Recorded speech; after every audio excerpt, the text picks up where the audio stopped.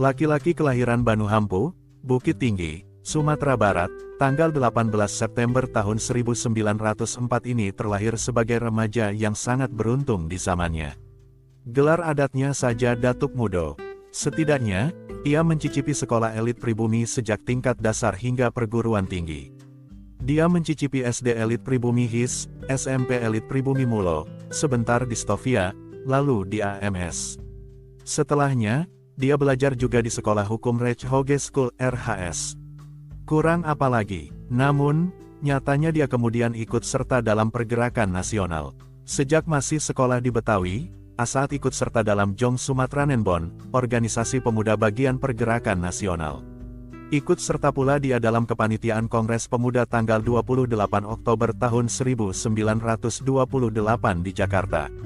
Setelah lulus dari Leiden, 1939, selain pernah jadi advokat di Jakarta, 1940, menurut catatan orang-orang Indonesia yang terkemuka di Jawa, 1986 banding 280, dia pernah bekerja di NV Centrale Hulspa RN Hypotheek Bank di Jakarta. Waktu zaman Jepang, dia menjadi pegawai di Somubu Indonesia Bunsitu. Asaat pernah juga menjadi camat Gambir dan Wedana Mangga Besar kala zaman Jepang. Terkait pergerakan nasional, dia pernah menjadi Bendahara Pemuda Indonesia 1939 dan Bendahara pada Indonesia Muda tahun 1941 sampai tahun 1942. Menurut catatan Sultan Muhammad Rashid 70 1981 banding 15 dia pernah aktif mendukung Mer. Sartono di Partai Indonesia, Partindo, ketika masih kuliah bersama Amir Syarifuddin dan Muhammad Yamin. Menurut catatan Hatta dalam Muhammad Hatta Memoir, 1979 banding 414 awal zaman Jepang, bersama kawan-kawan yang bergelar Mer, Asaat menawarkan diri bekerja kepada Hatta. Namun, akhirnya, bersama Mer. Wilopo, Asaat bekerja di bawah seorang Jepang bernama Harada. Pada zaman Indonesia merdeka dia termasuk yang ikut Republik. Dia aktif dalam organisasi yang mirip parlemen bernama Komite Nasional Indonesia Pusat, KNIP, di mana Asaat jadi ketuanya sejak awal 1947. Di KNIP, Asaat adalah wakil dari Partai Sosialis. Ketika ibu kota Republik Indonesia diduduki militer Belanda, pada tanggal 19 Desember tahun 1948, Asaat termasuk salah satu yang ditangkap. Pada tanggal 22 Desember tahun 1948, bersama Soekarno, Hatta, Sultan Syahrir, Haji Agus Salim, Mer. Gafar Pringgodikdo, dan Komodor Suryadi Suryadharma, sebagai tawanan militer Belanda, Asaat dibawa keluar ibu kota yang telah diduduki. Masing-masing boleh membawa pakaian dalam koper. Kira-kira pukul 8 kami dibawa dengan jeep ke Maguwo. Di Maguwo kami diminta naik ke dalam sebuah bomber pesawat pembom, aku Hatta, 1979 banding 543. Asaat memprediksi mereka semua akan dibawa ke Saparua, seperti yang sebelumnya dialami Samratulangi.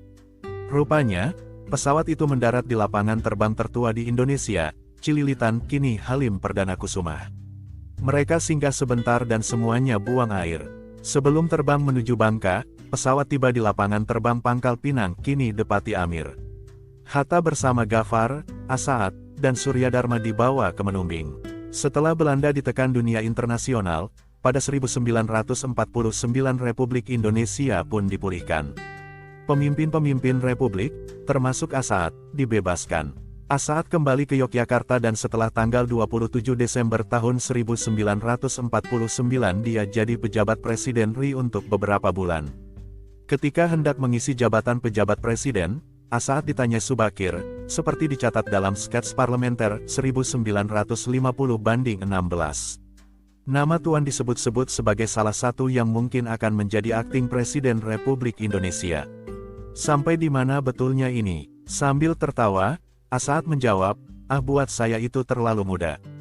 Umur Asaat kala itu mendekati 46 tahun. Subakir lalu bikin Asaat ikut tertawa dengan bilang, Datuk Mudo yang terlalu muda. Sebelum ibu kota RI kembali lagi ke Jakarta, demi mengenang Yogyakarta sebagai kota perjuangan, Asaat memprakarsai pembangunan Masjid Syuhada. Selama menjadi akting presiden, Asaat adalah penandatangan statuta pendirian Universitas Gadjah Mada UGM. Asaat seharusnya dimuliakan seperti Sri Sultan Hamengkubuwono ke-9.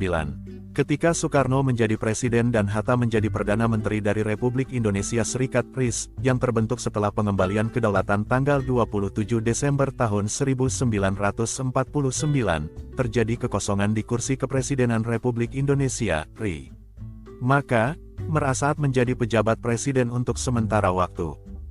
Asaat sebagai Presiden RI, dan IR.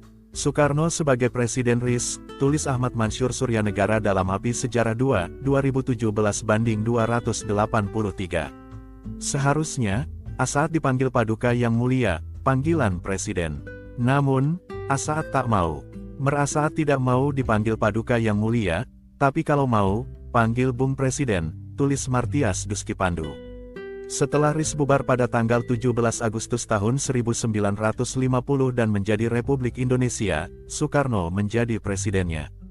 Belakangan, Asaat bernasib sama dengan orang bergelar Mr. Inreten lain yang pernah jadi Ketua Pemerintah Darurat Republik Indonesia (PDRI), Syafruddin Prawiranegara. Tak banyak orang Indonesia tahu bahwa Asaat pernah menjadi pejabat presiden ketika Soekarno harus memangku kepemimpinan Republik Indonesia Serikat. Sebelum menjabat presiden pada 1949, sejak tanggal 3 Maret tahun 1947 Asaat diangkat menjadi Ketua Badan Pekerja BP Komite Nasional Indonesia Pusat (KNIP). Setelah Asaat tak jadi pejabat presiden, dirinya pernah jadi Menteri Dalam Negeri Republik Indonesia tahun 1950 sampai tahun 1951. Ketika ada gerakan Pemerintah Revolusioner Republik Indonesia (PRRI), Asaat bersama istrinya Siti Hazzah pergi ke Sumatera. Asaat lalu ikut serta dalam pemerintahan yang dianggap makar tersebut.